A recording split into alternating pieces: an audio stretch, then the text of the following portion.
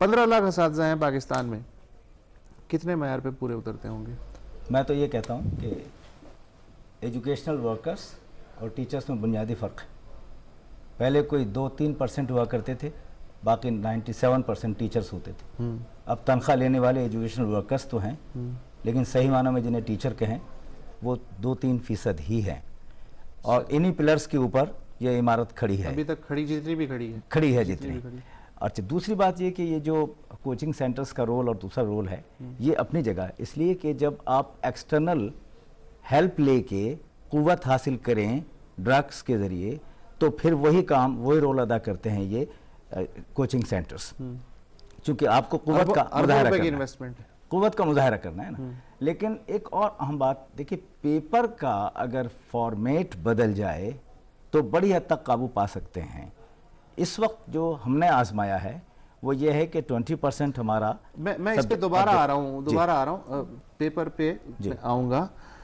असल में साहब मसला ये है कि जब तक पॉलिटिकल विल नहीं होगी और जब तक स्टेट की रिस्पॉन्सिबिलिटी नहीं होगी, ये काम सही नहीं हो सकता। अच्छा साहब, ये बताइए 30 साल पहले या 40 साल पहले जब आप स्टूडेंट थे, मैं भी बाद में स्टूडेंट था, उस वक्त भी तो हुकूमतें चांद से तो नहीं उतर के आती थी, ऐसी होती थी, ऐसी उनकी पॉलिटिकल वैल्यू होती थी, ऐसी रिस्पॉन्सिबिलिटी भी निभाती थी, लेकिन उस वक्त तो ये मसाइल नहीं थे। ये तो अब वबाई सूरत में है। देखिए वो सब सिर्फ ये कहने से तो जान नहीं छूटेगी ना। आपकी बात सही है, मैं खुद भी गवर्नमेंट स्कूल का पढ़ा हुआ हूँ जी।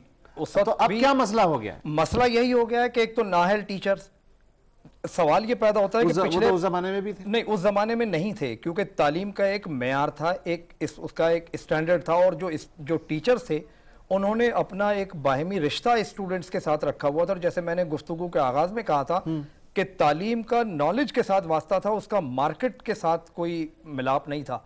लेकिन जब हमारे यहाँ कॉलेज और स्कूल नेशनलाइज हुए तो उसके बाद एक प्राइवेट स्कूल्स के नाम पर एक उनको मैदान मिला और उसमें मुख्तलिफ ऑपरेटर्स आ गए, जिनमें से कुछ लोग तो ठीक हैं जिन्होंने अच्छे इदारे बनाए हैं, लेकिन क्या तमाम इदारे जो कि खास हर गली में, हर महल्ले में जो खुले हुए हैं और जहां पर एक तालीम के नाम पे मजाक हो रहा है। मैं अर्ज करूं, नहीं इस वक्त के मैं अर्ज करूं 2.5% तकरीबन, वो भी ज्यादा बता रहा हूँ, हुकूमत का दावा है 2.5% GDP का जो है तालीमी सेक्टर पे खर्च होता है।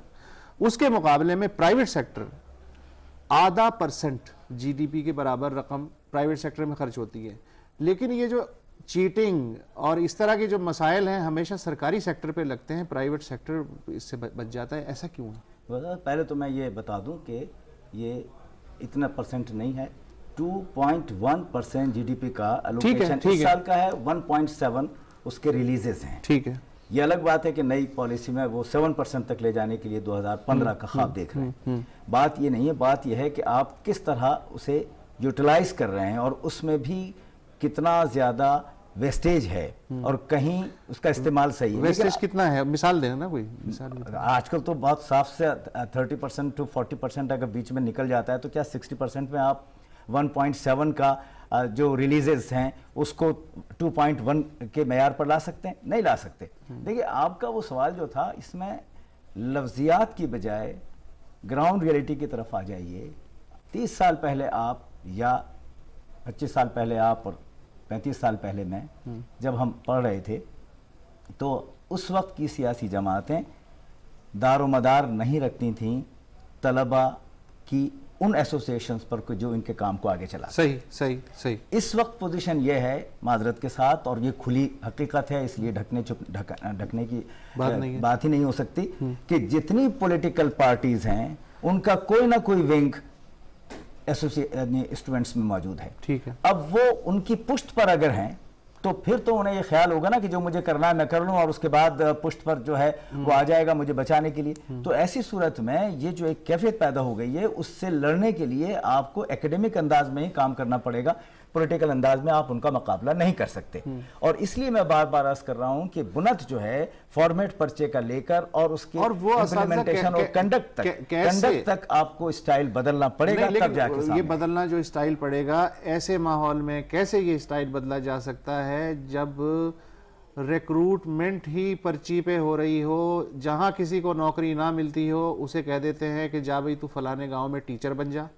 वहां वो जाता है, गांव क्या, ये खुद कराची जैसे शहरों में वहां चला जा, उसने कुछ तनख्वाह के परसेंटेज ऊपर वाले को दी, उसके बाद वो महीने में 1 दिन आ रहा है, 2 दिन आ रहा है, 4 दिन आ रहा है, शुक्र है कि वो आ रहा है। 12,500 घोष स्कूलों में तो वो भी नहीं आ रहा है। तो ऐसे माहौल में आप कैसे ये कह सकते हैं कि साहब वो खड़ा हो जाए और ये स्ट्रेटेजी बदल जाए? ये तो बहुत बड़ा अगर नहीं, तो जब आप इसी कैफियत को सामने रख के आपको पता है कि वर्ल्ड बैंक ने अब क्या आपके साथ कहा है?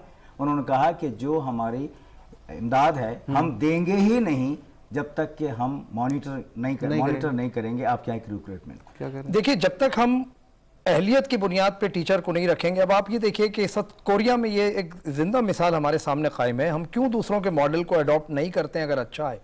कोरिया में इस वक्त जितने पोजीशन होल्डर्स स्टूडेंट्स होते हैं यूनिवर्सिटी के, उनको टीचर्स ट्रेनिंग पे कोरियन गवर्नमेंट लेती है, उनके ऊपर हैविली एक इन्वेस्टमेंट की जाती है और उसके बाद उनको टीचर बनाया जाता है। इसी तरीके से अमेरिका में टीच अमेरिका प्रोग्राम है, जिसमें यूनिवर्सिटी के जो आला तरीन और ज़हीन स्टूडेंट्स हैं उनको तमाम स्कूल और कॉलेजों में 1 और 2 साल के लिए पढ़ने के लिए कहा गया है, क्योंकि अमेरिका में भी एक मसला आ रहा है इस बच्चों में, और वहाँ रिसर्च हुई है कि वाई बॉयज फेल।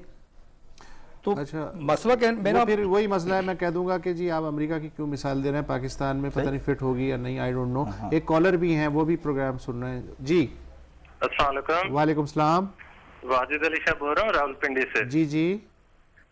हमारे यहाँ पे 2 कॉलेज हैं सबसे अच्छे, एक सर सैयद, एक फौजी फाउंडेशन। जी जी।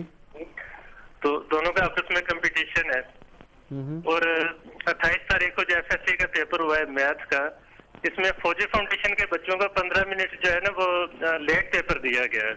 अच्छा, तो ये भी एक तरह की देखे ना चीटिंग है, कंपटीशन में आके एक कॉलेज से चीटिंग करता है। जी जी, बहुत शुक्रिया आपका। इंडिविजुअल मिसालें इस तरह की लाखों हैं। ये चीटिंग माफिया आगे, पकड़ने वाले आगे नहीं, अभी तक तो माफिया आगे है, इसलिए कि पकड़ने वालों को दौड़ लगानी पड़ रही।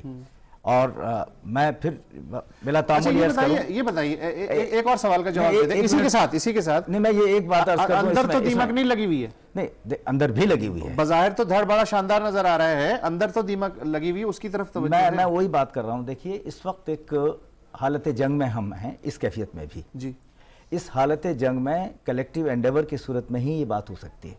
मैं ये बात अगर कहूं तो बेजाना होगा कि जिस तरह इलेक्शन कमीशन इंतखाबात कराता है और इंतखाबी मरकज बनाता है, वहां अमला भेज देता है, लेकिन सिक्योरिटी का और बाहर सब कुछ होता है और धांधली भी होती है और बक्स भी उठते हैं। बैरूनी अनासिर को मुदाखलत की अगर इजाजत दी जाए तो वो होता है जो आप कह रहे हैं, और न दी जाए तो फिर उसका तकाजा है कि वो पूरी तरह से इंतखाबात कराए।